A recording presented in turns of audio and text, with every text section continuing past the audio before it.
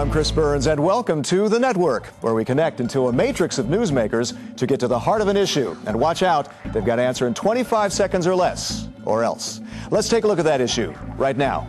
The Olympic Games are a time for the world to come together to celebrate its athletes. The suspense of gold, silver, and bronze medals decided on a matter of seconds and centimeters. But as the London Games approach, some ask why an event costing billions at a time of economic hardship in Europe and elsewhere.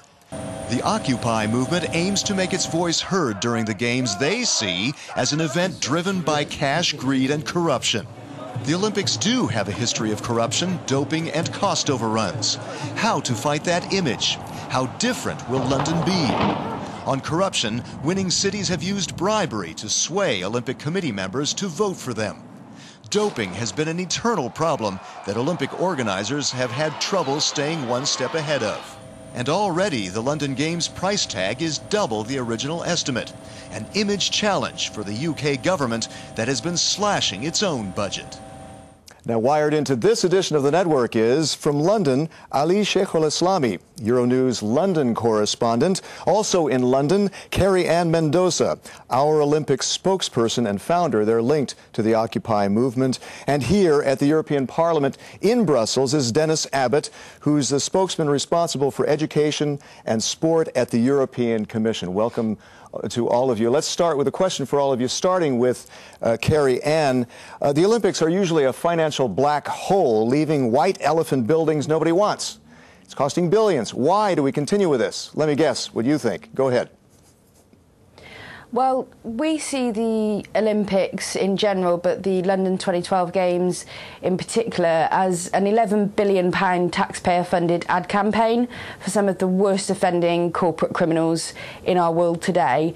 The likes of oil company BP being the sustainability partner for the Games really does simply beg a belief. Okay, let's move to some other guests. I must note that we did invite the International Olympic Committee and Olympic organizers, but they declined. Let's go to Dennis Abbott. It comes as no surprise to us. Yes, okay. Dennis, what's your opinion about games? Should we continue with something like this that costs billions every time we have one of these games? Well, yeah, everyone knows that the Olympics cost a great deal of money, but they also do a lot for the community and city concern. Very important for jobs, very important for growth. Our estimates show that sport as a whole generates between 2% and 4% of European GDP. So we shouldn't ignore that aspect. It does cost a lot, but I think the London people are aware of their responsibilities and are looking at a long-term legacy and not to have white elephants, as you put it. Okay, Ali, you're sitting there, you're watching how it was built, how it's continuing. We don't have the Olympic Committee to answer this, but maybe you can give perhaps that argument. What do you think about it? Well, I think you're absolutely right. There will be white elephants. But at the same time, I note that a city like London has a lot of issues. For instance, the London Underground is one of the most expensive in the world, but it needs a lot of work to be done. In that respect, the Olympics have given the push for the London authorities to go through and bring some of these changes. Okay, what about, some people argue, why don't we just have the games in one place so we don't have to keep investing billions every time that happens? Kerry-Anne, what do you think?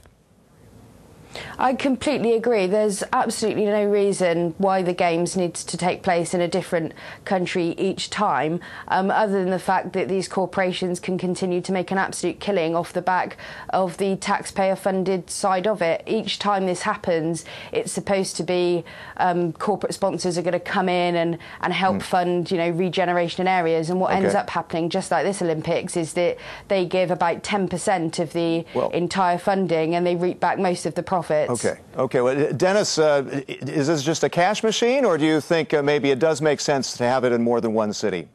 Well, yeah, I don't agree with Kerry-Anne at all on this. I mean, the Olympics are an international event.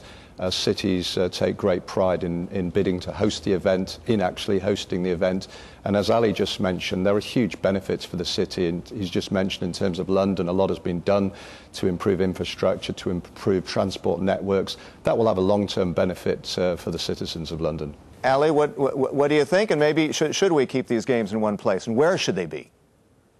Well, definitely not in Athens, and I'm not referring to the Eurozone crisis, definitely. For two reasons. Firstly, it's going to be boring.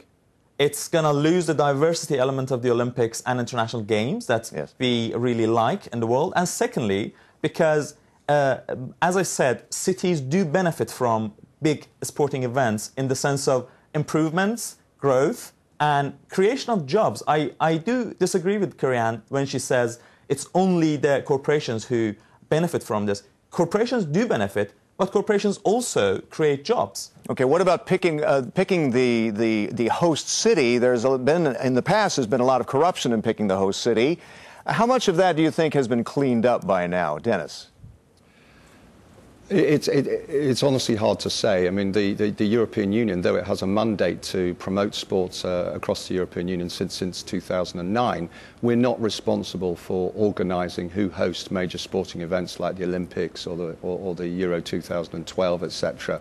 So it's up to the International Olympic Committee, who you've just explained can't be here today, to organise the selection process in a transparent way.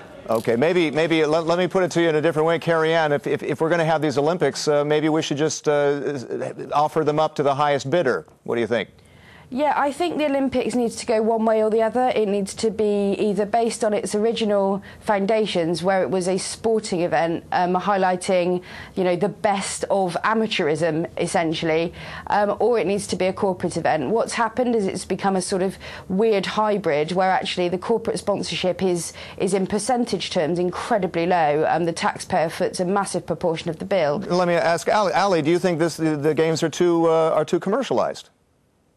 Well, I do agree with Kerry-Anne there. They are. And I think there should be some, let's say, I don't want to put the word regulation on this, but there should be a better way of managing this so that local communities can benefit further.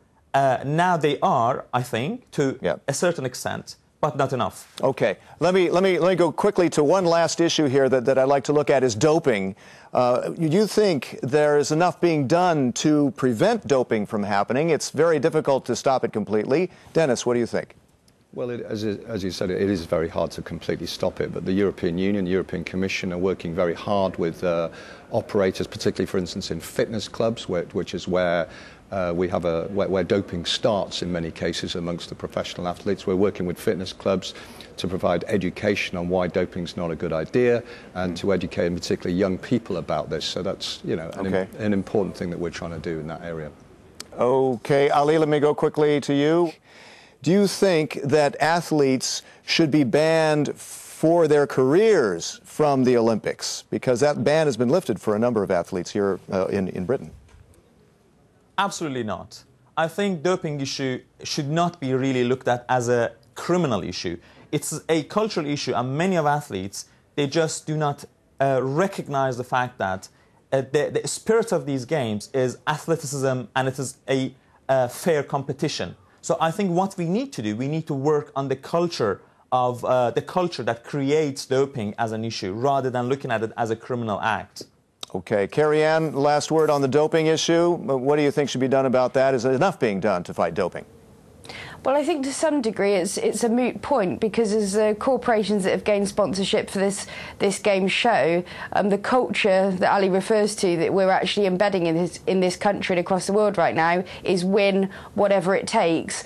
And actually that's the very reason that we will be marching on the 28th of July at 12 p.m. from Mile End through to Victoria Park, with over 50 supporting organisations to actually say no to this corporatised Olympic Games. Thanks, Kerry-Anne. That's all the time we've got for now. I'd like to thank our guests, Ali Sheikholeslami, Kerry-Anne Mendoza, and Dennis Abbott. I'm Chris Burns, and until next time, thanks for connecting with The Network.